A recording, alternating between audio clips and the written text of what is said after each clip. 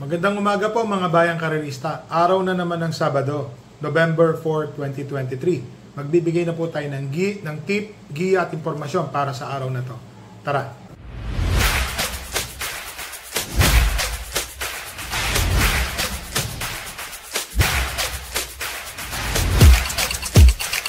So mga bayang karerista, mayroon pong hinandang 8 karera sa araw na to ng Sabado. So ang start time po ng karera ay sa ganap na alas 3 ng hapon.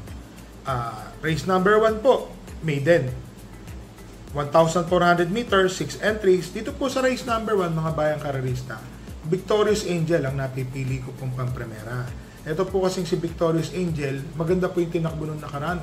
Unang takbo po niya ng official run niya, 1.28 po ata ang tinapos. Tersero po yan mga bayang karerista, tersero. Bandera po ito, medyo may kalayuan. Nandoon na rin po si High Roller. Si High Roller, nandoon medyo disappointing din po yung naging takbo, hindi naman ganun kaganda. Pero mas inaasahan po doon si High Roller sa laban na yon. Kaya nga po bayang karerista, dito sa race number 1, first choice ko yung entry number 5 na si Victorious Angel, di banderang kabayo, baka sakaling wala po makahabol. Ngayon may nakikita po kung may katulinan din po, kagaya po nung numero 2 na panigunda ko, Maria's Legacy. Baka mamaya po may nakatagong butito dahil nag-barrier po ito ng 1.15. 1.15 po ang tinakbo nito, may kainaman po ang tinakbo nito na 1.15 si Maria's Legacy. Kaya ginawa ko lang pong panersero ngayon, yung entry number 1 na si High Roller, baka mamaya po unang takbo ng barrier na libago. Yun po ang tinitignan natin, mga batang kabayo po ito, baka mag-komento. Ngayon, maraming magaling dito, yung entry number 3 na si Crown Prince, maganda rin po ang tinakbo niya ng barrier. 1.16 din po. So, tignan po natin. Pero meron dito kabayo natutuwa po ako Boss Pabale. Bagay na bagay po ata sa akin yan dahil marami po akong tao na Boss Pabale, Boss Pabale. Pero dito po sa race number 1, first choice ko po, entry number 5, Victorious Angel. Second choice po, entry number 2, Maria's Legacy. Naglagay po ako ng third choice, yung pong entry number 1 na si High Roller. Kaya po na sinabi ko, 2-year-old mga kabayan na magsisitakbo dito sa maiden, medyo pabago-bago po ang takbo nila. Dito na tayo sa race number 2, mga bayang karerista. Maiden po ito, pero 3-year-old and above. Ang first choice ko po yung entry number 3, Noble Touch, and 3A Home Court. Para sa akin po, pwede na ho ito maging 1 for the day. Kaya lang, may bagong kabayo ho dito na nakikita namin na may nakatagong buti. Ito pong entry number 1 na si Captain Bob. Sabi po ng trainer natin, mainam daw po yung kabayo na yan. Kaya lang si Noble Touch po kasi is batak po sa laban, segundo po siya nung nakaraan sa couple entry niya na maiden na nanalo si Walok. So 1.28 po ang ginawa nilang dalawa dahil dikit lang po sila nagtatalo. So dito po sa race number 2, first choice po, entry number 3, Noble Touch Home Court. Sa mga nagtitipid po, baka pwede na solohin yan. Ang second choice ko po, entry number 1 na si Captain Bob. Dito na tayo sa race number 3, mga bayang karerista. Meron pong 7 entries. Ang first choice ko po dito, yung entry number 1 na si Pass Sailing. Nagpalit jockey na po ito. Ngayon po papatong si JMS Torque. Tingin ko malaki po ang panalo. Baka siya na po ang yamado rito sa karera na to. Ang second choice ko po yung entry number 3 na si National Treasure. Ito po kasing si National Treasure. Dito po nagkaroon ng carry-over nung karera po nung linggo. So tingin ko malaki po ang panalo ni National Treasure dahil tinakbo nito sa milya ay 1.44. Ang third choice ko po dito yung entry number 7 na si Iris. Nanalo po ito ang mga bayang karerista. 1.27 rin po ang ginagawang tiyempo. Kung pagbabasihan po natin, hindi po nagkakalayo yung tiyempo ng 1, 3 at 7. Kaya meron po ako nilagay na panersera. Alam niyo naman, matulin po si Iris. Baka hindi po nila habulin. Wala pong ganong katulin na kung nakikita rito, maliban po kay Iris at Pass Sailing na siya mismo nahabol din. So dito po sa race number 3, first choice ko po entry number 1, Pass Sailing. Second choice po entry number 3, National Treasure. Third choice po entry number 7, Iris. So dito na tayo sa race number 4, mga bayang karerista. Meron pong 6 entries, another 1,400 meter race. First choice po entry number 2 na si Bravo, na papatnog pa yan po ng comeback jockey na si JD King Flores. So tingin ko po, siya po kasi talaga nagpapanalo dito sa kasi si Espare. Tingin ko kabisado po niya itong kabayo na to. Ang second choice ko po dito ay entry number 6 na si Factora. Alam naman natin si Factora, malalakas po ang kinakalaban nito lately, matataas po. Sa tingin ko kaya na po niya sundan kung sino man po yung mga kabandera dito, kagaya po no entry number 2, runway 10 at saka entry number 1, special officer. Si Factora malamang nandoon na po sa tercero, kwarto pwesto, kasabay po niya si Bravo na Reramate. So dito sa race number 4, first choice po entry number 2 Bravo, second choice po entry number 6 na si Factora. Dito na tayo sa race number 5 mga bayang karerista, 8 entries po. First choice ko po entry number 7 Lucky Leia. Nung nakaraan po medyo may pagkamaiksi po yung distansya. So parang kinukulang lang po si kabayo sa distansya.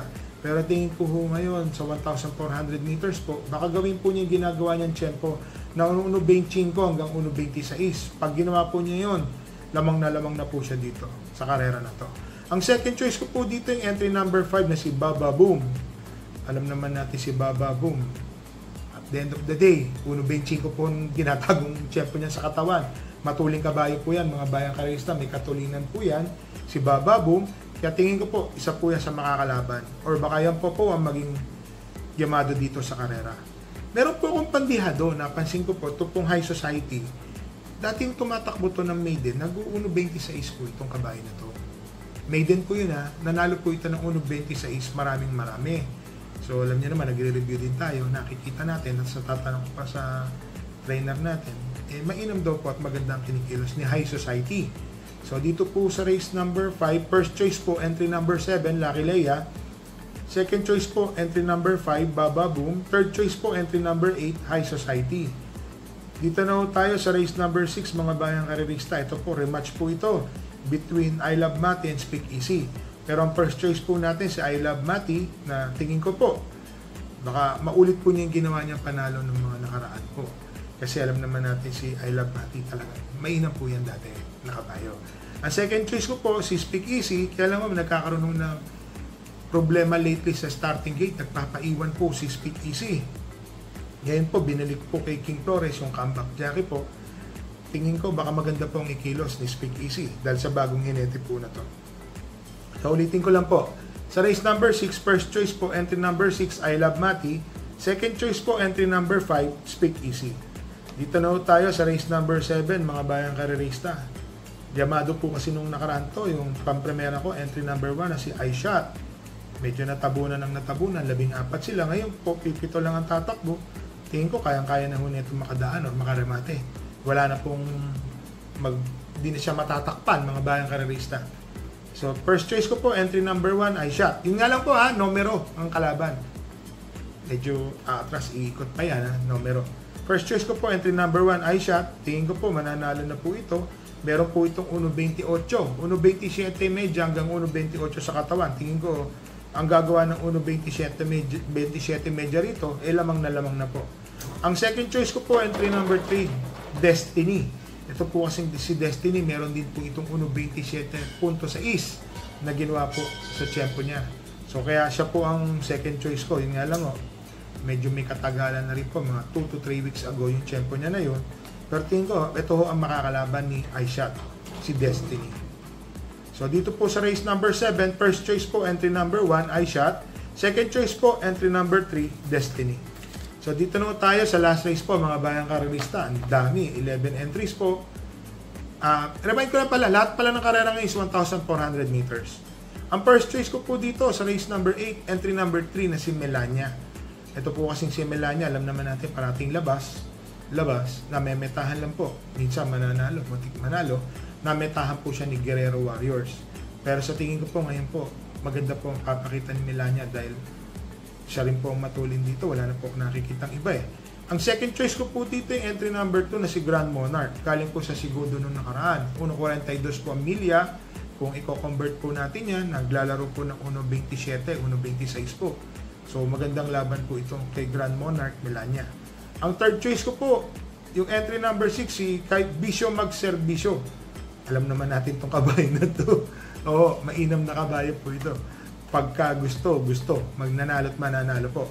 So ang first choice ko po dito sa last race po, race number 8, entry number 3, Melania. Second choice po, entry number 2, Grand Monarch. Third choice po, entry number 6, Bisyo Magserbisyo. Mga bayang karerista, kung may kursunado po kayo dagdag dito, dagdag pa po tayo. May mga kabayo dito na Di pa kasi natin alam kung ano pa ang discarding mangyayari na may mga panalo po. So mga bayang karilista, shoutout po tayo kay Mr. Ross Cabinda, kay Mr. Edgar Paredes, kay Mr. Gary Dimaranan po. So mga bayang karilista, sana po nagsitama po kayo nito nagdaang karera nitong Biyernes po So good luck po and happy racing.